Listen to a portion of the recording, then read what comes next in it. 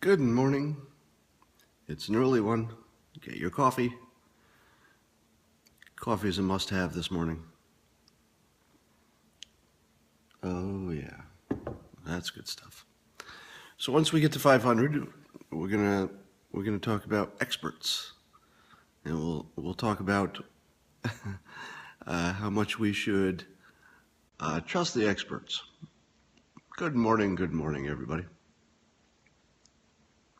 Hello, Puerto Rico. How'd you guys do in the hurricane in Puerto Rico? All right, we're just about at 500, and then our topic today. Hello, Rochester. The topic today is, how do you know when to trust the experts? This is a big question today because of climate change. There are people who say, hey, all the experts on one side, we should believe them.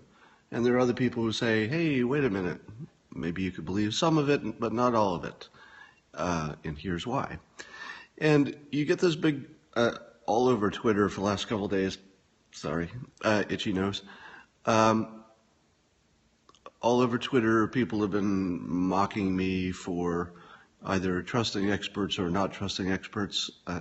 I triggered them into cognitive dissonance fairly intentionally. So a lot of people are yelling at me for trusting experts, and another half of the people are yelling at me for not trusting experts. And yes, I did that intentionally.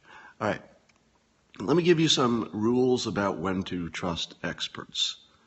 Okay, a lot of people, let's start with the easy one. A lot of people are conflating the types of predictions which are fairly certain, such as planetary movement, with predictions about climate, for example. And people say, well, if we can figure out where the planet's going to be 50 years from now on a Tuesday, and we can get that right, and we can, apparently, why can't we get this climate prediction stuff right? Same stuff, right? And the answer is, it's really different, all right? And it's different in an important way that if you understand why it's different, it'll help you sort out the BS and the hoaxes from the real stuff.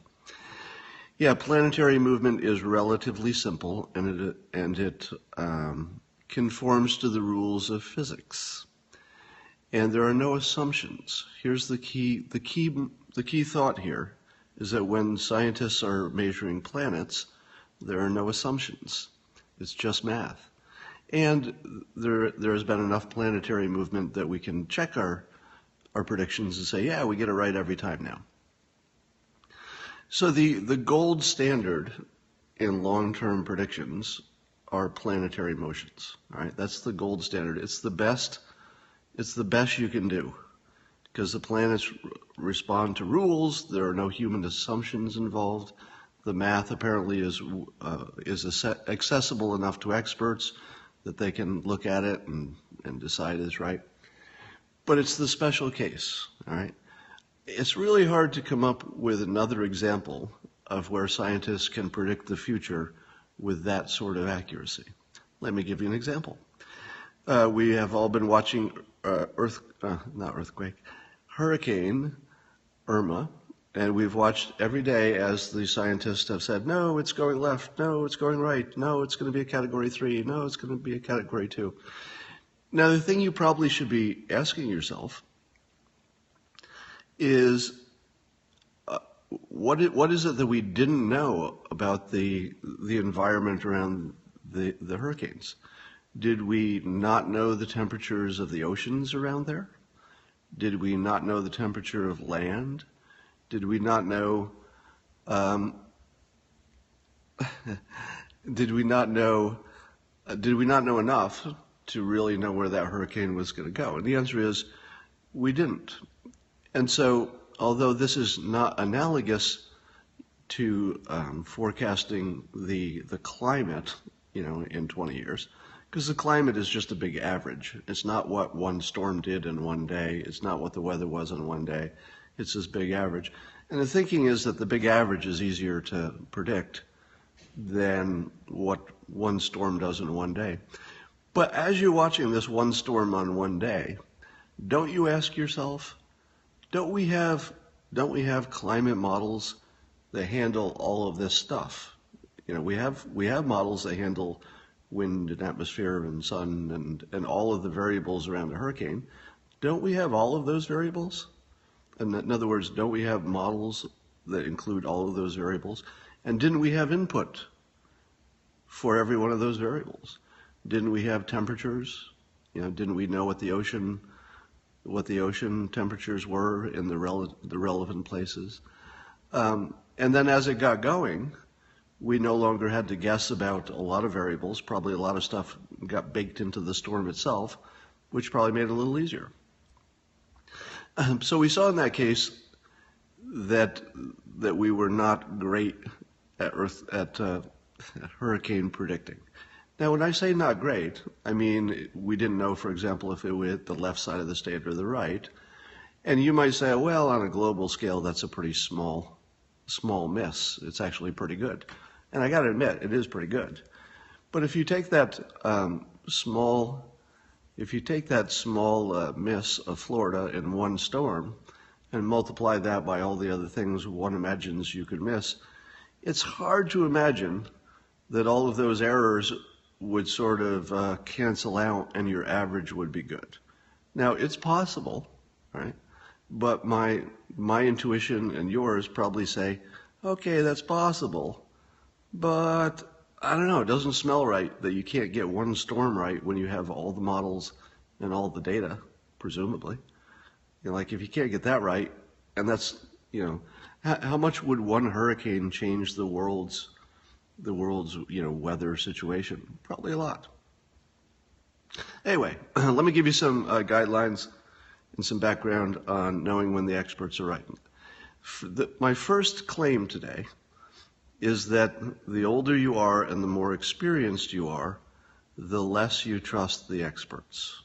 All right, so that's my first claim. I don't know if it's falsifiable. I guess somebody could do a study and find out. But my claim is that the longer you've been around, the older you are, and the more things you've seen, the more experience you have, the less you trust experts. So when I find myself on Twitter having a debate about the experts with somebody who seems to me under 30, I find it like a human talking to a dog, right? And here, I don't want to insult the young because, you know, in a perfect situation, we're all young and we all get a chance to be old. But the truth is that what I knew when I was in my 20s compared to what I know in my current age is not really close. They're not really close. And so in general, people my age talking to somebody who is 20, just about this question, you know, there are plenty of questions that the 20-something is going to, you know, have more information about. If the question is how to use social media, if the question is about their generation, if the question is about a lot of things, you know, trust the 20-year-old over the 60-year-old. But on this one question, how often are the experts right? It helps to have perspective. See, because you've seen how often they've been wrong. Let me give you just some examples from my personal experience, all right? Because people keep mocking me online for not trusting the experts in some situations. And let me give you some situations where the experts were wrong. A lot of you know my story, that when I was first trying to decide to become a cartoonist, I did not have any relevant training. So if I had asked every expert in cartooning, should I drop my day job and try to become a famous cartoonist, I'm pretty sure most experts would say, you know, that doesn't usually work out. All right. So that's one data point in which I'm pretty sure disagreeing with the experts worked out for me. I did a very unlikely thing that worked out. That doesn't mean you should always disagree with experts. I'm just going to give you a little picture of my experience. There was a time that I lost my voice. And some of you know that story. I had a strange condition called a spasmodic dysphonia. So I lost my ability to speak for 3.5 years. The experts, pretty much all of the experts, 99%, said that the problem originated in my brain, that there was a brain problem that was preventing me from speaking. I solved my incurable problem by going to a doctor who rewired the nerves in my neck and didn't do anything to my brain, right? It did nothing to my brain. So the doctor that I used, who solved my incurable problem, did what every one of the experts said he shouldn't do. Because he didn't touch my brain, and they all said that's where the problem is. In fact, they still say that. They still say that's where the problem is.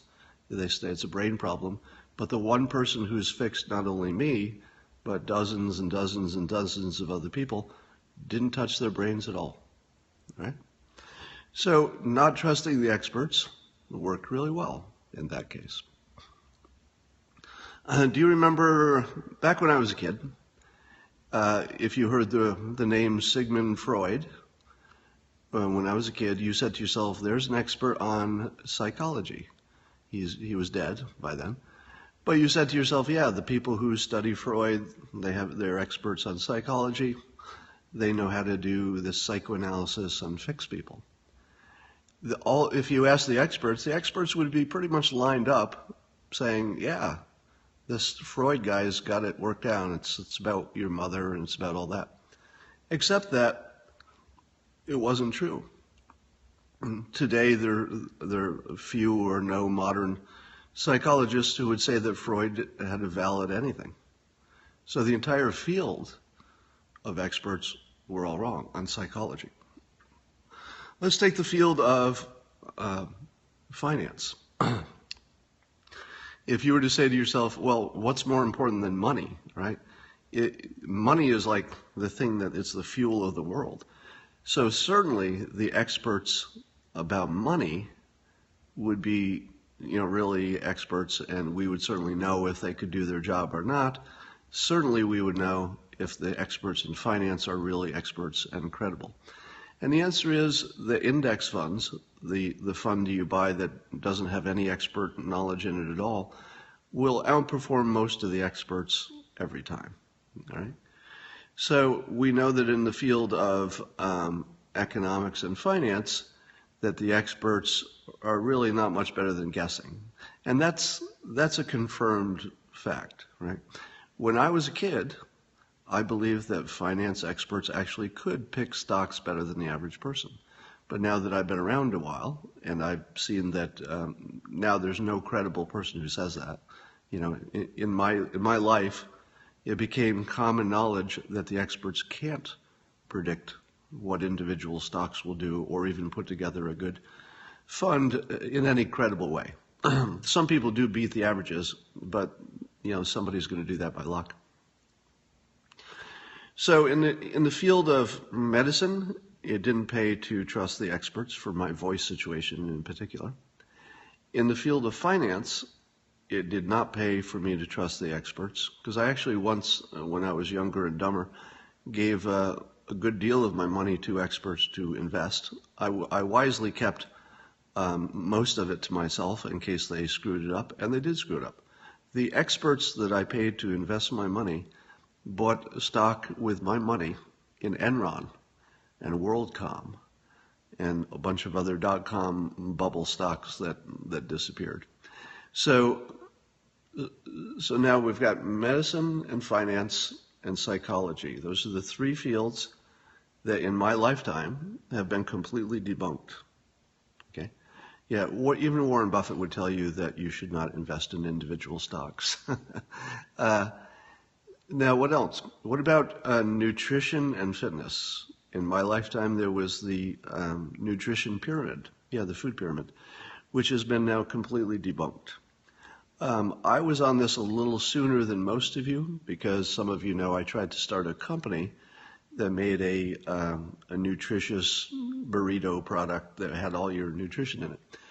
When my expert on nutrition, who I hired for my company, worked with me to figure out, okay, let's get the right vitamins and minerals in here so it's the healthiest food we can make, it soon became clear that everything we knew, the experts knew, about diet and nutrition was completely baloney. First of all, vitamins and minerals haven't really been studied that much. We don't really know how they work, how often you should take them. A lot of that is just, good guesses. And so it turns out that the field of nutrition was a complete hoax, might be a strong word, but not very strong, right? So that was all wrong. Now, if you were to look at the fitness tips that the experts gave me, let's say when I was a kid, do this, do that, everything from how much water you should drink to, how much protein you should have, and right down the line, almost all of it is wrong. In other words, everything that I thought as a child, the experts thought, whatever the experts said to do, just a ton of that was wrong. And really wrong, like pretty wrong, right? There's some general things like exercise is better than no exercise, but within the specifics, almost all of it has been overturned, okay? So let's recap. In my lifetime, listening to the experts on medicine would have been a huge mistake because of the example with my voice. I bucked the experts, and it's the only way I got a solution. Nutrition and fitness, all wrong in my lifetime. We don't know if they're right now, but they're probably better.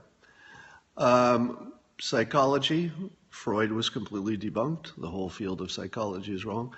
Everything we know about nature and nurture, what we believed when I was young, completely overturned and debunked. All right, that's all changed. So in the fields of investment, medicine, nutrition, fitness, psychology, most of what we thought was true is wrong. Now let's just take a simpler example. Let's take construction. How much storm damage did we see in Florida? And probably every building that got damaged, experts said would be strong enough to withstand a hurricane. So, this is not my best example, but just because it's current. There are tons of things that probably a lot of buildings fell down. The experts said, this will never fall down. We got this. This is scientifically constructed. Now, add on top of this, so because of my age, I've seen almost every important field be revealed as either wrong substantially or something like a hoax in very important ways. All right? So that's my context. On top of that, I used to work in the field of finance. I have a degree in economics and an MBA. And so my early career was in banks, and I worked at the phone company. And a lot of that was making financial predictions. And how did I make my financial predictions? This way. I would ask my boss what answer he or she wanted, and then I would make my prediction fit it. And if anybody asked, I would say, well, I'm an expert at all this stuff. I looked into it. This is the way it's going to go. So as soon as I had a chance to put any kind of assumption into my projections, and of course there were assumptions, human assumptions, I could make it turn out any way I wanted. That was my job. How dishonest was I? That's a fair question. In the context of a corporate job, one of the things you are often asked to do is conceal the truth, either from customers or from other employees or from your boss or something. That's a fairly routine. I'm not saying it's good. I'm just saying it's a routine situation in the corporate world. That is among the many reasons that I escaped the corporate world, because if you live in it, you were weak. Well, yes, I could have put my foot down, and obviously, if it was a gross dishonesty, I would have. But within the range that we're talking, I never had to make an assumption that was crazy. So, for example, I could move my discount rate from 4% to 5% and completely change the finances. But if you ask me which is the true number, should you have used the 4% discount or the 5% discount, I would say, and I would not be lying, there's an argument either way. Could go either way. So it's not exactly lying in that particular context. It is simply, well, it is misleading, so that would be a lie, in the sense that you're maybe pretending you have more faith in your numbers than you should have. Yes, it was dishonest. In a literal sense, it was dishonest, yes. You or your boss should have understood the sensitivity of the model. My boss and I both understood the sensitivity of the model, and that is my point. My point is that we knew how to make the models be anything we wanted by changing the assumptions. But these assumptions were not dishonest assumptions. We just had a choice. So we chose the ones that showed optimism. All right, now imagine that you're looking at climate science and you're saying to yourself, how much should we trust it? Well, let's split up the parts of climate science, all right? And this is I think my only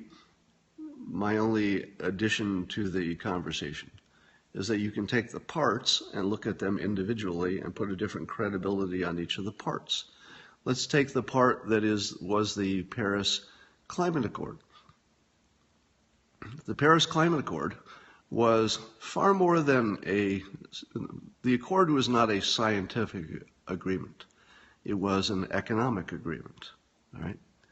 So in the field of economics, how often have you seen a long-term economic forecast of any kind that turned out correct when there were lots of human assumptions that you were putting into it, right? And the answer is never. You've never seen it. It's just not even a thing. So if you were to look at the Paris Climate Accord just by itself, forget about the rest of climate science, just look at the agreement. It was an economic agreement, not a scientific agreement. And in the realm of economics, long-term projections, which this is based on, in other words, they were trying to do things within the accord that would get you to a long-term good, which means that somebody made a long-term economic assessment, or not.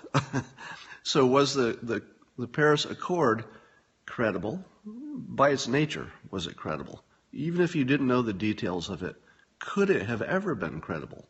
And the answer is no, because it's a thing that can't be credible. Let me give you, this is by way of explaining, not by way of persuading, okay? So when I use analogies, I always try to say, this is to explain. The analogy itself is not supposed to be persuasive. If I were to say to you, horoscopes are not credible, but, Aries, the forecast about Aries, that's a good one. I mean, that would make no sense, right? So the Paris Accord made people feel good, so on a psychological level, it probably had some value, even though it was a fake value. So my point is that when President Trump said climate science was a hoax, I think that would not be fair if you were looking at just the basic science. So in other words, do scientists know that if you introduce CO2 to an otherwise closed environment, that it would increase the heat, if that closed environment is the Earth? And the answer is, I'm pretty sure scientists do know that, all right?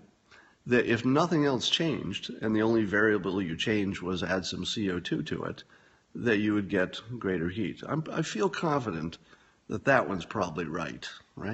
So if you're saying to yourself, are you questioning climate science? I would say, no, the science part, that looks solid. The science part where it's just math and chemistry, and you can test it in a lab, and every single person who looks at it agrees that if you just add CO2 and nothing else changes, that you get more heat. Totally solid with that. But that's not the Climate Accord. The Climate Accord is economics that probably nobody studied very hard. And there's no way that was credible. By its nature, it's not credible. Whereas the science part, the chemistry and the physics of adding CO2 to an environment, probably very solid, right? High credibility on that. And then there's something in the middle called the models, all right? Well, let's back up. There's also the measurements. So in climate science, you have the measurements. Now, if the measurements are subject to peer review, and a lot of people are measuring the same stuff and getting the same numbers, then I'd say, well, science has done a good job with its peer review to over time get rid of the subjectivity and maybe close in on a pretty reliable number. Now, is that the situation with the measurements for climate science? Well, here's the key to this. I don't know. Right? I personally don't know. I do know that in the case of the Michael Mann, famous climate scientist, he's being sued in a Canadian court, and part of the lawsuit, he's being sued over his claims and his works, and I guess somebody may have libeled him in his opinion, but that's the subject of the court case. And so the court has asked him to produce his raw temperature data so that the court can help decide whether calling it a hoax or not is fair. And he said, no, my raw data is proprietary. And apparently he and other people have used the proprietary data. Now, if I said to you, is the scientific method a good way to get to truth? You would say, yeah, it's a really good. Maybe it doesn't get there right away, but once you have, the consensus of scientists really converge on a point, it's really, really solid. The scientific method's a good thing, right? But if your data, your raw temperature data, has not gone through that process, in other words, if there was no peer review for the data, is that science? I would argue that that's not science. In fact, that's as close as you can get to the opposite of science, right? Now, what I don't know, and here's just a gap in my knowledge, is the Michael Mann data situation typical or an exception? In other words, is there lots of other data that Michael Mann does not hold proprietary that is available to all the other scientists, and they're all looking at the same stuff, they're checking each other's measurements, they're using different devices and saying, yeah, no matter what device we get the same measurement. Are they doing something like that? Maybe. But as much as I've looked into this, and as much as I've read about climate science, I've never really run into that. And watch this. As you're listening to this, doesn't it register with you that what I'm saying is absolutely true? Meaning that if scientists have not checked each other's raw measurements, that we don't have something that looks like science. Right? I think you agree with that point. The whole point of science is the peer review and you're checking each other's work. How many of you, let me ask the question, right? So stop answering questions for a moment and let me give you a clean question to answer. How many of you know the answer to this question? Just say yes or no. Well, no, let me say. Do we know that the measurements that go into the models in general have been peer reviewed? Not counting just the Michael Mann situation, which might be a one-off, I don't know. In general, are the raw temperature stuff, is it peer reviewed? Now, most of you are, from a similar political perspective. So I would expect you would all come down on one side, even if you don't know. Now, a lot of you are looking like you really know. Do you really know the answer to this? I think you're guessing. So I think the people who say no might be guessing a little bit, right? Okay. Yeah, we have no idea. So let me ask you this. The people who say to me, Scott, why don't you believe every single thing that the climate scientists tell you? My big point that has nothing to do with science is that why can't you communicate it well? Why is it that it's so obvious that the climate is, warming up and we're all going to die? Why do all scientists know this, and yet they can't communicate it to me in any way that sounds credible, right? With emphasis on sounds. I'm not saying it's true or false, because I'm not a scientist, and I can't know that their work is right. But think about the minimum they would need to tell you for you to be convinced. All right, here's a minimum they would need to tell me to say I'm convinced. all of we scientists are using the same temperature data. And even when you use different methods, it doesn't matter if you use tree rings or satellites, it doesn't matter if you're using old buoys or new buoys. You know, we've all figured this out. We've all checked each other's work. And on just the measurement part, just the temperature part, we scientists are all pretty much on the same side. We're feeling good about that. That part is peer reviewed. All right. If somebody said that to me, I'd say, okay, you know, I'd probably need some, you know, links to some studies that confirm that they've all looked at the information and came to the same judgment. But why is it that I don't know that? All right. Here I am, a citizen of the United States, an occupant of planet Earth. Scientists are telling me that my planet is going to catch on fire. I'm exaggerating, but that global warming is going to kill me, and we better act. And the reason we're not acting is that people like me are too fucking dumb to know how to save ourselves and listen to the scientists and listen to the experts. And the experts don't tell me something so simple that they must know.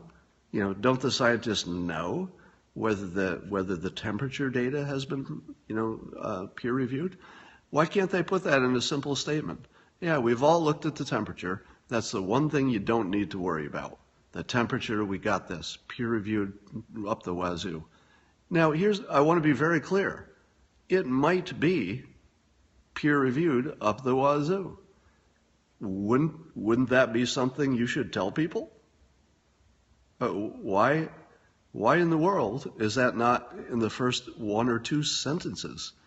How about, you know, let me be a climate scientist for a moment. Imagine I'm a climate scientist, and I have looked into the science, and I want to convince you that it's real. Watch how well I do it, all right? Now I'm going to pretend to be a climate scientist, and I'm going to pretend that all the things I say are true, because I don't know that they're true. But just imagine that they are. I'm going to convince you, the dumb person who doesn't believe in climate scientists. All right, I'm a climate scientist.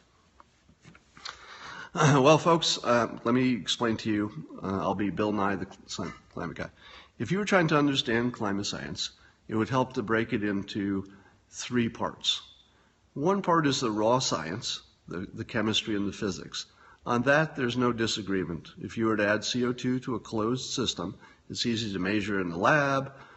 Even the skeptics would agree that that alone, if nothing else changed, would make your temperature go up. All right, so that part, I think we all agree, because even the skeptics are on the same side. Okay, so far we're good. The other part is the measurement part. Now, the measurement part has gone through a rigorous peer review. So anytime anybody measures anything, they make that available to the other scientists, and they can use other instruments. They can cross-check it with satellites and tree rings and ice core samples and all that.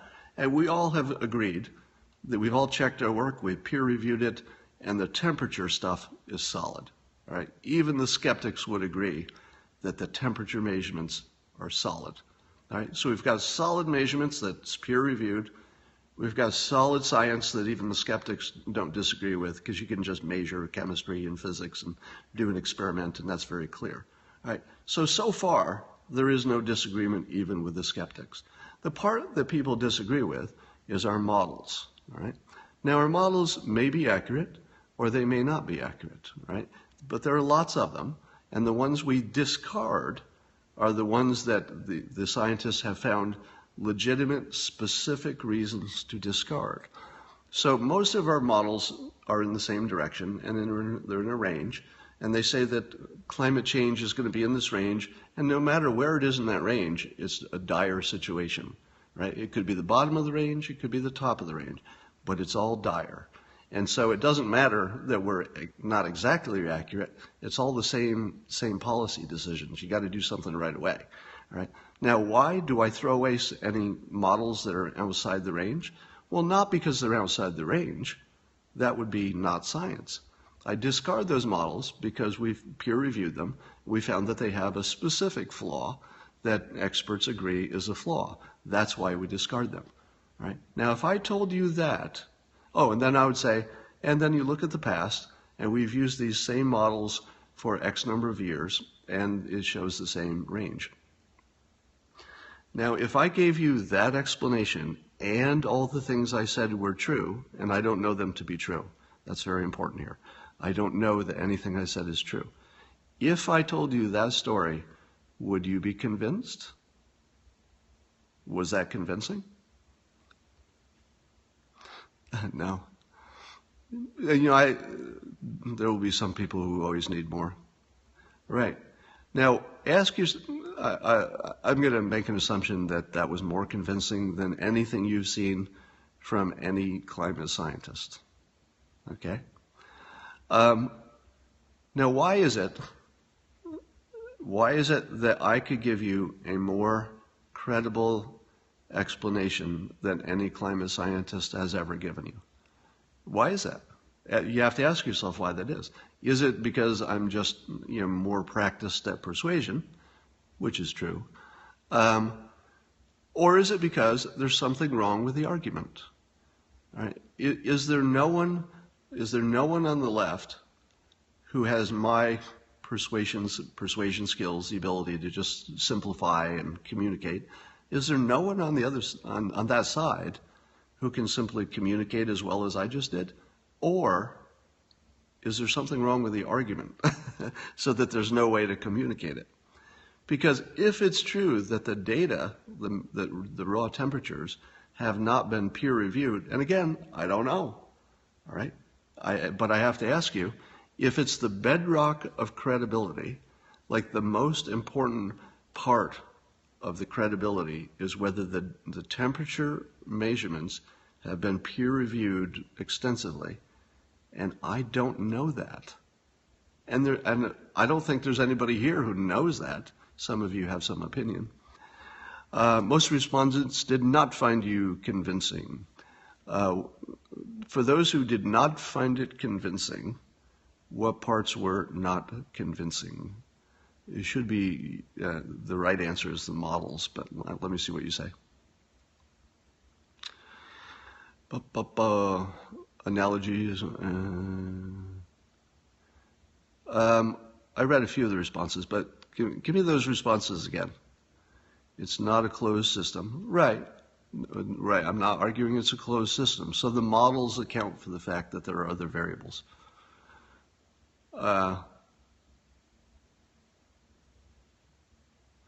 Throwing out data that didn't agree. Yeah.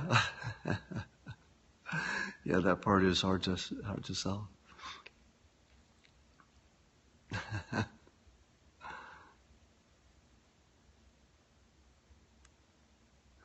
Data continually adjusted. Yeah, the truth is that almost no one will ever be, almost no one will ever change their mind based on a 5-minute presentation of the other side. That's not a thing. And so here are the tells for a lack of credibility. So let me just summarize them. The first tell is that there's a major important question that for some reason doesn't get mentioned. All right? So it's the lack of mentioning it that should be your first tell. And that thing is, are the temperature measurements proprietary, or have they also been peer-reviewed extensively? Just the measurements of the temperature. All right. The fact that you don't know that should raise a flag. Now, that doesn't mean that you're talking about a hoax. It doesn't mean it's wrong. It could mean that they just thought that wasn't important to tell you. But in my mind, that's just about as important as you can get. And I got to ask, why isn't that in the first sentence you ever hear when people say, we're trying to convince you of our side?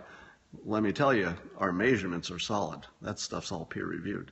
Wouldn't you want to hear that first before you hear anything else? All right, so that's your first flag, that there's something you need to know. It's obvious you need to know it. Doesn't get mentioned. All right?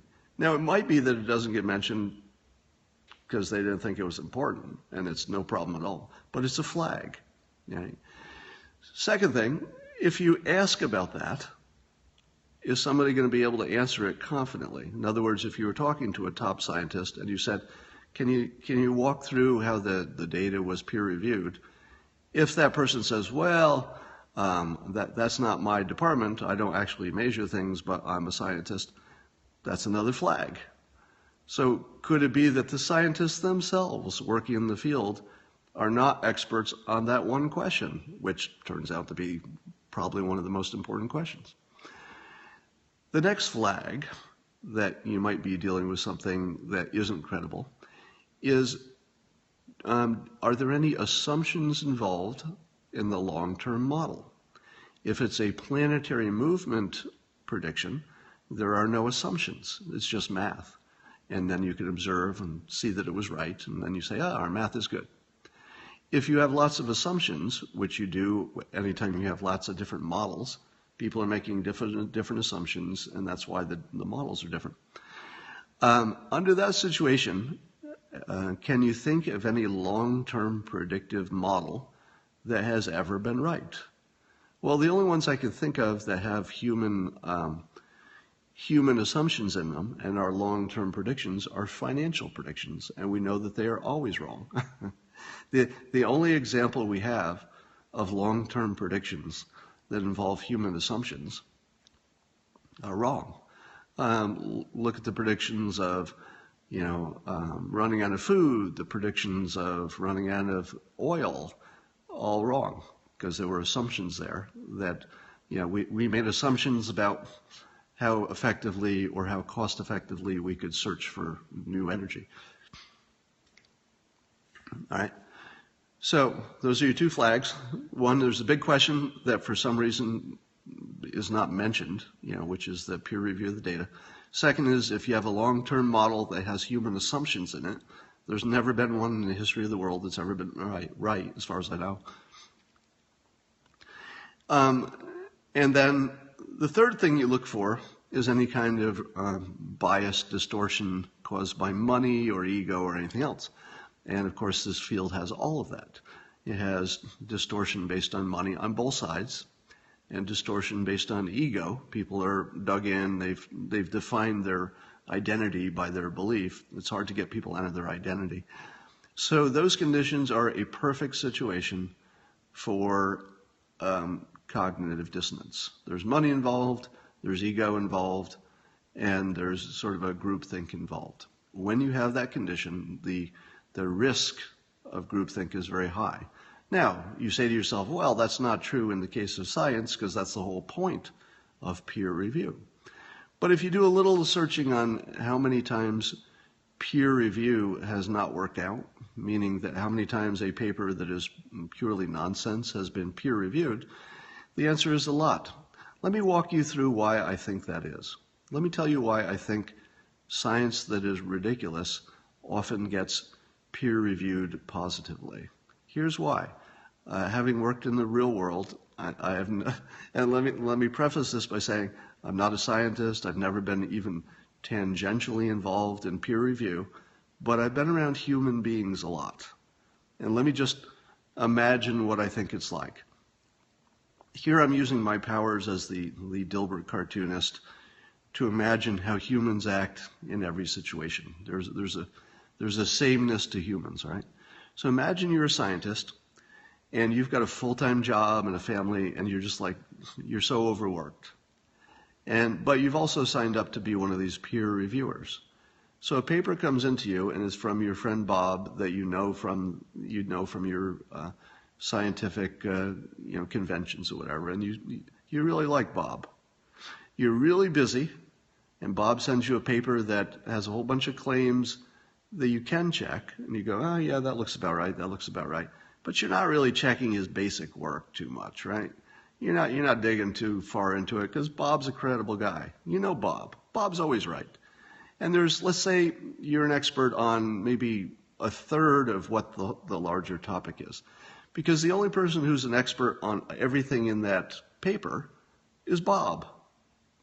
Nobody else wrote that paper with those variables, right? So you're a reviewer, you know a third of those things, and so you say to yourself, well, the third I know about looks right. The other third, I don't see any obvious problems with it. But I'm also not an expert on the other 2/3 of the stuff, right? And I also don't have the time to really dig into this. I'm sort of giving it a cursory look because I'm kind of busy. So I like Bob. The parts I know look good. I've got 3 more of these papers to peer review. I'm late for dinner. It's all good. Because you know what the penalty is for peer reviewing and being wrong? Not too much, right? Maybe they don't ask you to peer review next time. I don't know. I mean, peer review gets it wrong a lot, and I've never heard anybody go to jail for it. So obviously the penalty for peer review is pretty low, or the penalty for getting a peer review wrong is pretty low, right? Yeah, low in terms of you don't go to jail, you don't lose your money. You know, it might be a little embarrassing, but, you know, probably it will be years before that even happens. And probably the other peer reviewers are going to be in the same boat. So you say, well, we all get it wrong. You know, it's not crazy. All right, you lose credibility, but, you know, probably every scientist has got a few wrong. So they're probably thinking to themselves, well, you know, I gotta get out of jail pass. I haven't used yet.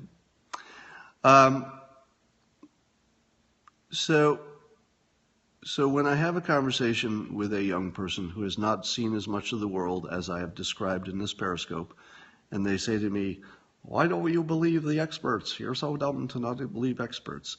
You have to look at it in the context of how many times I have gone against the experts and had a good result. All right.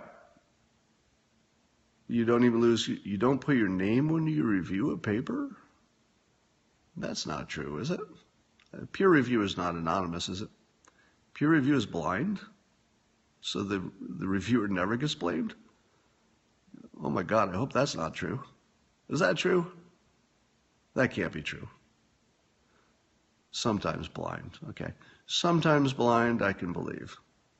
Yeah, okay, I didn't believe that. All right.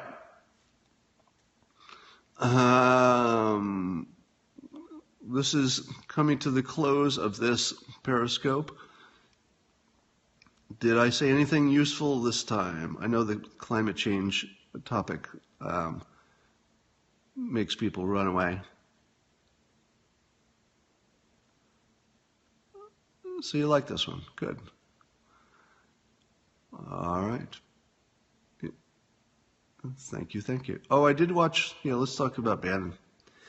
How many of you watched the 60 Minutes interview of Bannon? So watch the Bannon interview, and I'll give you my reactions. Number one, television is a visual medium, and it's one of the reasons I tried to stay off it as long as I could. But video is the world, so you can't stay off it. Is that it does make a difference how you look. All right, your physical attractiveness is unfortunately part of your message. So Bannon, being of a certain age, and he's clearly not a man who is struggling with vanity. All right, it doesn't seem to me that he puts a great attention into his appearance. It isn't a priority for him, and on television, it does decrease his message quality. All right, so. Yeah, it's true. So, and you notice that 60 Minutes, I think they do this to everybody, but they do the extreme close-up where they were, you could see the pores in his skin on HD TV. And I don't know how intentional that was, but they certainly framed him in the least flattering way. Coincidence? Maybe that's just the way they always do it, but it was the least flattering way. Peter Duke said they had bad lighting. If Peter Duke said they had bad lighting, you want to believe that because he knows what he's talking about for this topic. And sounds intentional. It probably, if it wasn't intentional, it was at least allowed, which is almost the same thing. Charlie Rose looked like Lurch. Yeah, Charlie Rose did not come off looking too well either, but that's a separate topic. And I thought there were a lot of things that Bannon said were just pretty good defenses. I'll tell you where he came off not as credible. When he talked about the deep state stuff and, you know, the entrenched powers trying to take the election away from Trump, from my own sources, I believe that he's actually completely right about that. But I don't know if it's because of the way it was edited or just that, you know, the way he attacked it. The topic, unfortunately, requires lots of evidence, and the interview format didn't allow him to present lots of evidence. And a lot of the evidence would be, you know, personal conversations and stuff that you couldn't say on TV. So I thought he did not make his case persuasively that the government is out to get President Trump. I believe it is true that big parts of the government are out to get President Trump and remove him from office if they can. I think that's true based on my own sources who are close to the situation. I don't think he made the case because the format on TV just sort of didn't allow that. The other part that's just, it borders on mind-boggling is that he came right out and said, you know, send the dreamers home. Now, I think that's consistent with what he's been saying from the beginning. It's consistent with what the president said during the campaign, I understand. So it's not shockingly surprising at this point, but since the world has clearly converged on almost no chance of sending them back, it seemed unnecessary, right? It seemed unnecessarily provocative and cruel. Now, he might be smart enough, because he is very smart, that he's giving the president some space, meaning that by being outside the administration now, he can say the extreme view, which in fact might be his actual view, and I assume it is. And that allows the president to say, well, I'm not that extreme. You know, I'm working with you guys, crossing the aisle, bipartisan, you know, we'll give you this if you give me something else. So that it might give the president a little operating space to get Bannon out of the government and yet still saying extreme things, because it makes you think, man, we're lucky with whatever we got, because it could have been that extreme thing. But I was impressed with Bannon's willingness to take such an unpopular position. And by the way, I disagree with that position. And I think there's no moral or ethical way to send these Americans out of the country. All right. So you can tell me that on paper they are not Americans, and you're totally right. You're talking about the dreamers. On paper, they are not Americans. In their hearts, and in my heart, they are Americans. So if you ask me what is moral and ethical and good for the country, you keep your Americans, right? The whole American thing, in fact, the whole Bannon philosophy is that you keep the Americans and you get rid of the non-Americans. Now I realize this is the worst gray area ever because they're technically not Americans, and you don't want to create a situation where you incent people to bring kids in the future and get the same deal, etc. So those are all real issues. But the fact is, if your philosophy is America first, you don't send back 800,000 people who are sure they are Americans and are living and working among people who are also sure that in their hearts, these people are Americans. So to me, that seems like an epic mistake. It's a mistake on principle. It's a mistake on strategy. It's a mistake on persuasion. It's a mistake on politics. It's a mistake on economics. It's probably a mistake on every level, except the rule of law. So on the level of the rule of law, the law is very clear.